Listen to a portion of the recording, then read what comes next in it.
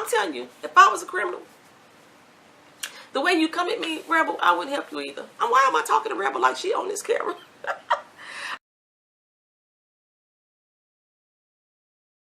All right, y'all. I'm going to try to get through this morning. This is Rebel on BET. The cat and the dog are after the food this morning. You just hear them running back and forth. Sit down.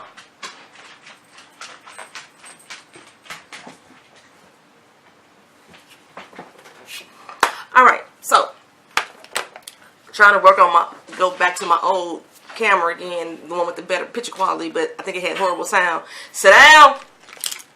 Sit. I swear these dogs and cats like kids. Okay, so it starts off with the department is under citizen review board scrutiny, and they are tearing Charles apart, or whoever this lady is, I forgot her name. Just tearing Charles apart, specifically pertaining to Malik's death. Charles kind of gets into his good old boy speech about the department and how they're doing good for the community. They've always done good, and they're peace officers, and that's why they joined the force in the first place, to become peace officers. And she'd be like, but until they're not. Like, tell that speech to Oscar Grant's family. Tell that speech to Eric Gardner's family. I mean, they are between Rebel and Shots Fired. They are dropping some names. Say My Name is staying out there in full effect, for real. But this is the first time that I realized that Charles's last name was Gold. So you ever heard me call him Chuck or Charles? I've never called him Lieutenant Gold because I didn't know what the hell his last name was. But this episode here is going to pretty much give us some more details about what's going on with Malik's case. So it was one of the things I was concerned with last week. I was like, they have really strayed away from Malik's case, and I was really concerned about that. But at the same time, we're going to get one of Rebel's PI cases. It kind of gives the show, what should I say, a little different dynamic. But I don't know, some of her cases seem kind of less interesting to me, because I'm still trying to figure out what the hell happened with Dolores in her case, and they haven't went back to that. I guess the case is closed, I guess. So during the citizen review board, it's brought up again about the body cams that the cops had on and the dashboard cams. And Chuck is sitting there saying that there was a technical issues, that they couldn't get the information off the cams. And the lady is like, so you trying to tell me you want me to go back to the federal review board, because it's a federal case at this point, and tell them that the IT department is having technical difficulty, and that's why we can't see this footage. And it's like, pretty much that's all I can tell you. You know, that's the word that's been given to me. And for somebody in his position, they really should be saying, this is the word that's given to me. This is what you should know. But gonna come back to that. So Rebel is visiting this lady named Miss Charlotte in a nursing home, and she's asking her about Malik. And Rebel is like taken aback. Sit it down. Rebel is kind of taken aback that she's asking about Malik, but she doesn't tell her that Malik has passed away. She's just saying that, oh, he's doing good, because evidently she's the one that helped him get into the conservatory, the music conservatory. Then in walks Mack. This is Mack's mom. Like, why the hell is Rebel visiting Mack's mother? Like, is their relationship so much stronger than what they're leading us to believe? Because she making it seem like they smashed, they hit it or quit it once or twice. But you, that cool that you visiting his mama? And y'all not even speaking. I didn't get that. I didn't get that. I'm not going to keep attaching myself to old lovers, family members. That's for the birds. We ain't that motherfucking cool. I say hi to you, say what's up. I don't even speak to my old in-laws. For what? It ain't like they did anything wrong to me, but they ain't trying to reach out to me either. Whatever. Anyway, so but the mama says to Mack, you know, you need to be good to your bride. Y'all only been married for a month. And I'm sitting here thinking, what the fuck? She mean they married? Why does Mack's mother believe that him and Rebel are married, and it's not throwing Rebel off? And Rebel mentions that the lady has Alzheimer's, but she's in a very lucid mood right now. She know that Rebel is Rebecca. She know who Mack is. I didn't think Alzheimer's worked that way. But they got all the current information going. And then all of a sudden they throw in an old fact or non-factual fact. Is that a good way to say that? I didn't think it worked that way. I think that I thought the minds were like stuck in the past. And maybe she saw Rebel as somebody from the past. But you wouldn't think that Rebel would be somebody from the past that's married to your son, because your son wouldn't have been in the past. Your son would have been like maybe your husband because he looked like him. So it's throwing me off. But okay, we're going to keep rolling. In the process, Matt goes and talks to Rebel. Says that, you know, he hired a outside aide, nurse's aide, to come in and sit with his mom a couple days a week. But he kind of looking sideways at the dude because the dude is now sporting his daddy watch. And so he wants her to check him out. So this is her PI case that she's going to pick up this episode. And it's not... He's not sure if the mama gave him the watch or he took it because she has Alzheimer's. So she agrees reluctantly to take on this case. She was like, this still don't make us cool. Me and you ain't cool at all. I still ain't talking to you. You still kill my brother, but I'm going to do it for your mama. Okay. So Cheena is buying all these Inspector gadgets for the private investigation firm that her and Rebel now has. And she got, I don't even know what half that stuff was. Spy cams and mics. I even think she had some tasers or something going on. And while they're sitting there, they're still looking at the board, and Rebel still can't seem to connect the dots to Malik's case. She can't piece all the information together quite yet. But they do come up with a rap sheet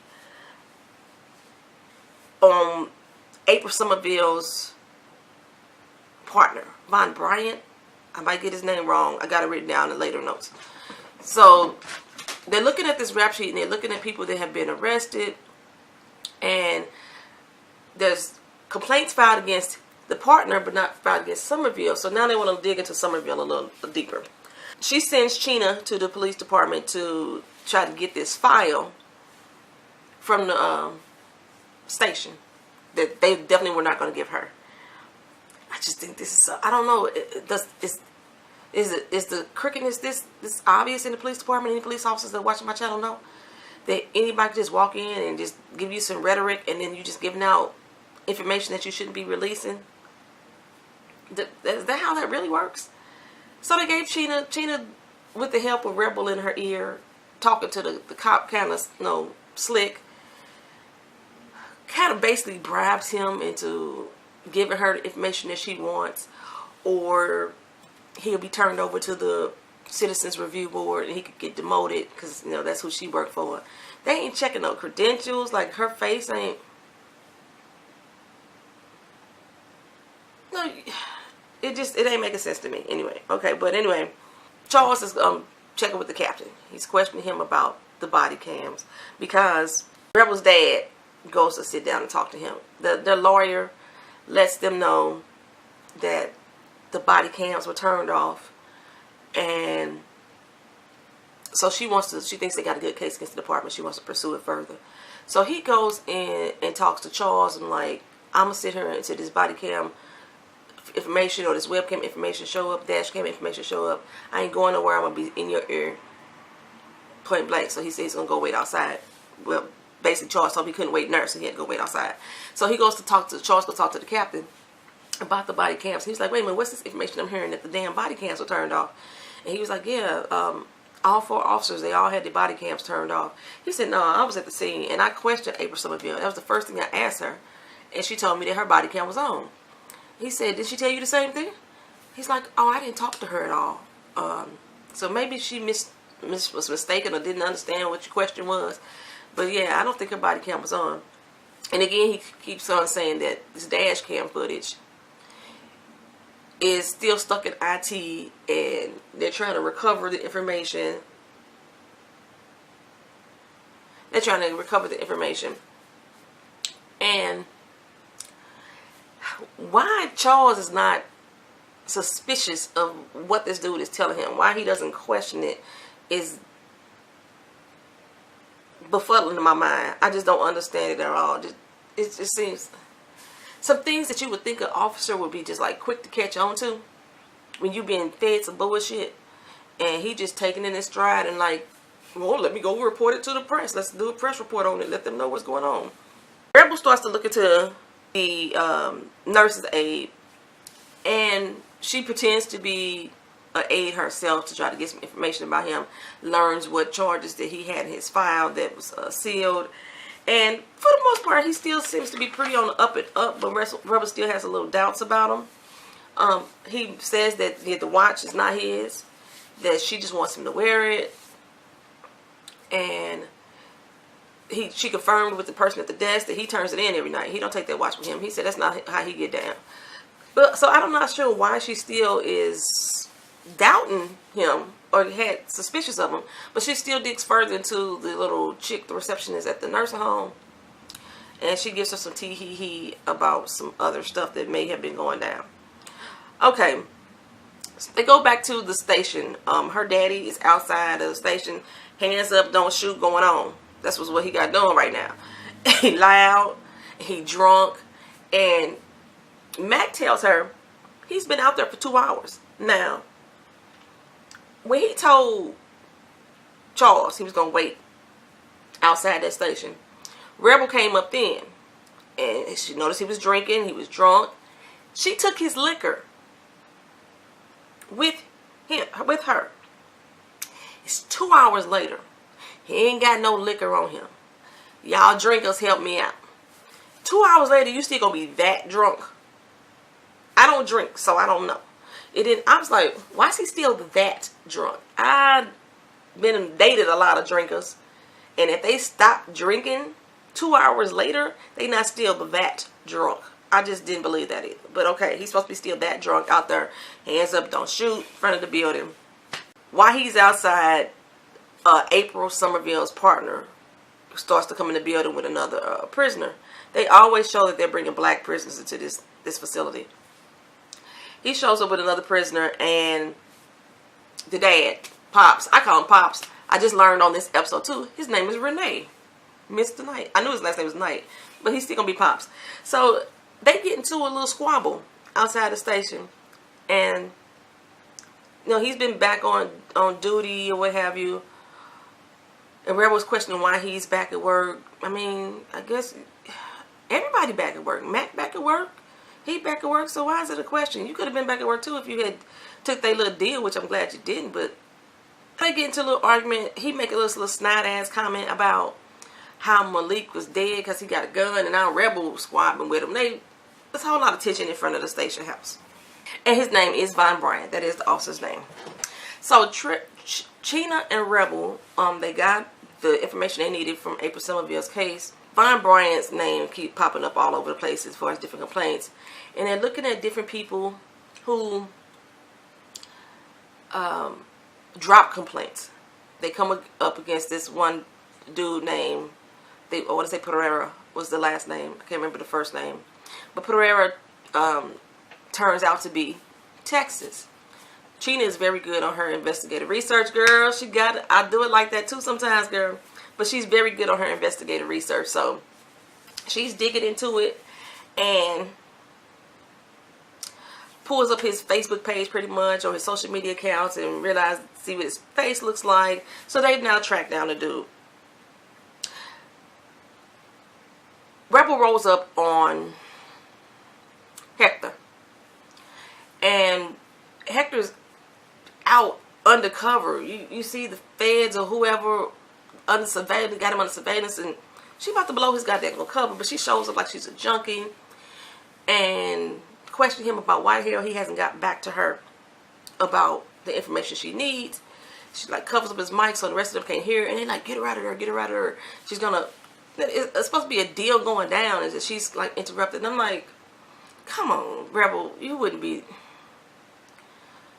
Now I understand why your name Rebel. You're reckless. You're reckless as fuck. And I still don't understand why Hector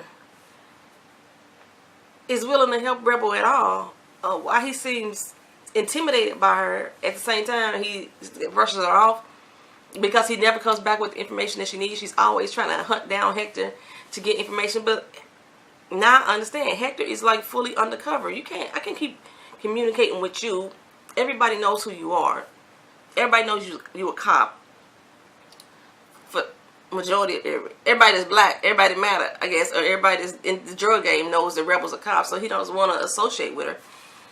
So I understand why he's not like hitting her back like she want him to, but she thinks he's supposed to hit her back. So she's like checking him on that whole situation. Pop comes and confronts Chuck again about the dash cam, and he's sober right now, which is surprising. I'm not sure if it's the next day or the same day, but he's sober right now. And he really wants to know what's going on with this footage. Well, but Charles tells him that, you know, same problem. I got problems with the IT department. We're going to get the footage and I'll be able to see it. But he's basically telling Pops to, like, just drop it because it's not going to come back in your favor. Cases like this never usually come back in the favor of the victim's family. You should just let it go. And I'm really surprised that he's having this conversation with him like this, because I thought in the beginning he was going to be one that was going to be on their team, you know. He's the one in here, like, make sure he's cultivating a relationship with all the black officers. They seem to have a strong bond. But now it seems like since he wants this chief position that he's playing the good old boy role, and I don't like Juan Carlos Esposito to be in this position. No, I don't like that. I want him to be strong. I want him to be a strong character. And it seems like he's wavering. And, like, so they go to talk about it. And I'm like, where did he take him? He take him to a damn bar. You know this man is a pure alcoholic. Why are you going to take him to a bar to discuss this? Surprisingly, though, after they got into their little argument, Pops leave that drink behind. I was so surprised. I was so surprised. So Rebel goes back to her PI case, and she decides to, I guess, follow the moves of the nurse's aide. She followed him around the little home, and he's wheeling Miss Charlotte off into this little room. She puts this little cam on her, audio thing on her jacket. I thought that was the spy cam that Cheena said, but it's not the spy cam, it's just audio. She puts that on her little jacket. So Rebel's listening in to what's going on. And all of a sudden you start hearing moaning and kissing and slobbering, and Rebel's like, oh hell no. She take off and run into the building. Into the room. And kind of find out that Miss Charlotte in there getting her freak on, baby. She getting her freak on. But it's not with the aide though. Apparently, Miss Charlotte got a boo thing named Brandon, and I guess the aide stayed back and just let them do their thing. He said, you know, these people need love and affection too. And Rebel's like, what the hell? He say, I'm just so shocked that, you know, everybody here thinks these people ain't got a damn mind of their own. And Rebel's like, she got Alzheimer's. He said, she is very lucid. She know what the hell is going on. That's why I still don't understand why she think Rebel is her daughter-in-law. Because she even introduced him to Rebel as, this is my daughter-in-law Rebecca. She's supposed to be very lucid at this stage. So what is the lie that has been told that she thinks that Rebel and Mack are married, and why they rolling with this lie? I'm not understanding. Why are they rolling with this lie? Does she not know her son is a cop? And question why they are together all the time, and that's the way they explained it, was they was married instead of saying they were partners and they worked together? I'm not getting it. I'm not getting that lie at all. So, like I said, Chuck is finally able to watch the dash cam video. And on the video that he's seeing, he's not seeing any foul play. He's seeing the cameras roll up when Rebel was running towards the body. Check me if I'm motherfucking wrong. Somerville, Von Bryant, and the other two all rolled up when Malik was still standing. So the dash cam video that's coming up on the scene, Malik is already shot. So of course you're not going to see shit on there. So why Charles? Why, Charles, are you not questioning where are their dash cam videos and not the one other person who rolled up to the scene after it was all over with. And on top of that, why the fuck is there no dash cam video from Rebel and Mack's car? Where's that video? Ain't they supposed to turn their shit on too? I thought so. Okay, but so from this video, he says that the shooting was justified. You know. But doing that, he does notice that the captain lied about talking to April Somerville. He told him that he never talked to Somerville, and on the video it clearly shows that he talked to him. And the captain just checks him and said, boy, know your place. You need to recognize who the heck you talking to and what situation you putting yourself in and how your job is on the line here if you don't comply and shut this shit down. So Cheena and Rebel head to Texas's party. Rebel had put like a GPS tracker on Hector's car because she figured that Hector wasn't going to hit her back. And she's pretty pissed off that she is there. I don't know. From what I've been seeing, shit, she's been doing all the investigating. She the one that's running this damn PI firm for real. She got all the deets. But Rebel pissed off that she there. She basically telling her, you need to stay in your place. You the computer guru. You do the research. I do the grunt work. And she is feeling like, why are you treating me like I'm a little kid? I'm part of this team as well. You not supposed to be telling me what to do. You're not my director. We should be working together. Rebel went on a whole little rant about, okay, now you're a private investigator. Last year you was a cotton candy maker. The year before that you was selling gold on the corner. It's like almost like she's trying to check her on her inability to stay focused on a career path. As if she her mama, like she just said, you're not my mama, my daddy. She said, but you a real bitch right now. That's what you are. You act like a real bitch right now, but I'm gonna go ahead and leave. So she left. Rebel walked up in the party, and she confronts Hector, and she's like, yeah, I'm gonna get at you later. Because one, you ain't told me what the fuck is going on. She strolls up to the party. She looks around. She already goes in and questions the bartender about where Texas is at. And she sees a familiar face. Okay. So then they go over to Chuck and Pop. And he tells him that there's nothing else that he could do on the matter. He watched the dash cam video. There's no wrongdoing. The shooting was justified. Which he didn't see the shooting on the dash cam video that I saw. But he says the shooting is justified. And Pops tell him, if you don't take your old cooning ass on back up into the big house and get out my damn face. Chuck like, you don't know me. You don't know me. Pop said, I do know you. What I do know, he said, I may not know you. But what I do know is that you used to be black. But now just all you doing is bleeding blue. But you used to be black through and through. And he gets up and he walks out. Like I said, Rebel heads into the party, and while she's in the party, she sees, oh, dope in my head, dreadhead dude. And she confronts him and threatens him. And while she's sitting there talking to him about the fact that, okay, you said you and Brim, well, Brim said that he wasn't even around the party, and now you sitting up here in one of Texas's parties. I don't understand, bro. Somebody tell me the real truth.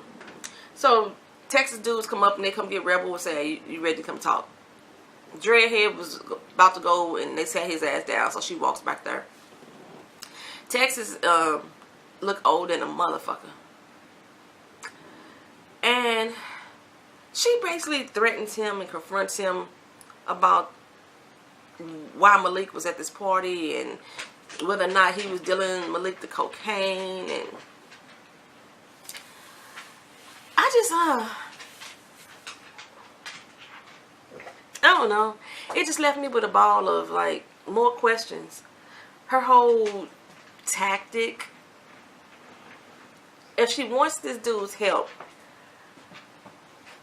and getting information about what happened to her brother, her approach, she always comes off very accusatory, no matter who she talks to. Very accusatory. Okay. Truth be told, he probably got some wrongdoing in this. But damn, why you come off the hip like that every fucking time?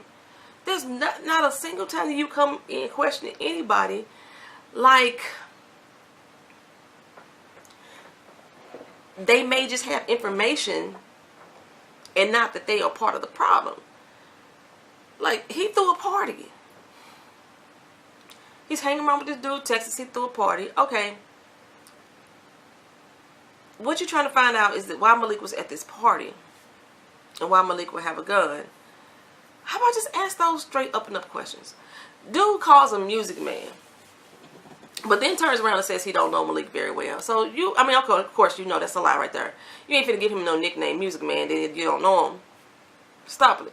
And then Malik already told you I was hanging with this dude, so you know that you know my brother. So okay, you know, but you coming off real. Okay, I wouldn't help you either. I'm telling you, if I was a criminal, the way you come at me, Rebel, I wouldn't help you either. Why am I talking to Rebel like she on this camera? All right, y'all. This is like the end of the episode.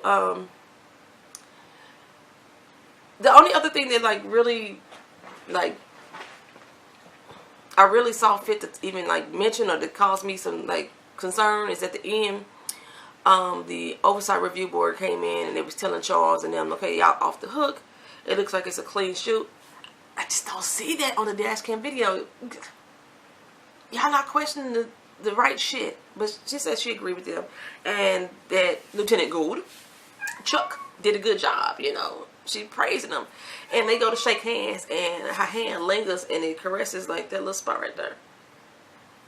Dudes used to tell me back in the day that when they caress your spot like that, that mean that they trying to have sex. And so she caresses his hand like that, and he is kind of taken aback. She looked like sucky, and Chuck looking like, what the fuck is going on? I don't know if he's gonna have to slip in between her sheets to get some more shit overlooked from the oversight board. I don't know. That's a ugly hookup. I think they don't match. But yeah, that's pretty much it. That's the whole episode. Rebel on BET. Accidents just don't happen. That's the title. Peace.